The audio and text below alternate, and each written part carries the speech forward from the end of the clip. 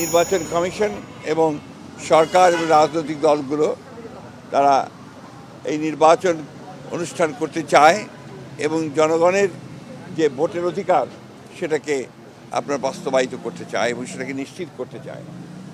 নির্বাচনের যে তফসিল ঘোষণা হয়েছে তাতে আমরা মোটামুটিভাবে সন্তুষ্ট। শব্দের একটা অত্যধিক অধিক থাকতে পারে, সে বিষয়গুলো আমি খুব বেশি বড় করে দেখি না।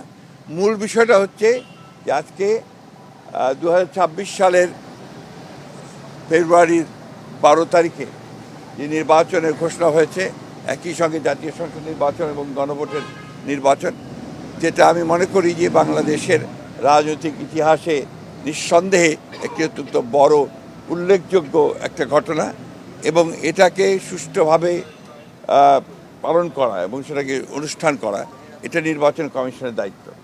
আমাদের প্রত্যাশা যে নির্বাচন কমিশন একেবারে নিরপেক্ষভাবে, সুষ্ঠুভাবে, অবাধ এবং একটা গ্রহণযোগ্য নির্বাচন অনুষ্ঠান করবে এবং এখানে সকল রাজনৈতিক দল এবং প্রার্থী তারা সবাই সচেতনভাবে এই নির্বাচনটিকে একটি উৎসব মুখর একটি নির্বাচনে পরিণত করবেন।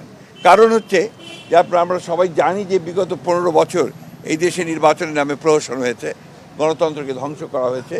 সুতরাং আজকে আবার একটা সুযোগ সৃষ্টি হয়েছে ছাত্র জনতার গণ অভ্যুত্থানের মধ্য দিয়ে। আমরা আজকে একটা নতুন নির্বাচনের মধ্য দিয়ে একটা জনগণের প্রতিনিধিত্বমূলক একটা পার্লামেন্ট আমরা গঠন করতে সক্ষম হব।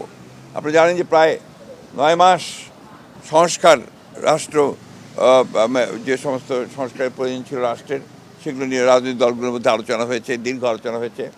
অনেকগুলো বিষয়ে আমরা একমত হয়েছি, কতগুলো বিষয়ে একমত হতে পারিনি, সেগুলো গণভোটের মাধ্যমে আসবে। এবং একই সঙ্গে আমরা মনে করি যে আজকে এই নির্বাচনের মধ্য দিয়ে বাংলাদেশের গণতান্ত্রিক ইতিহাসে একটি নতুন দিগন্তের সূচনা হবে।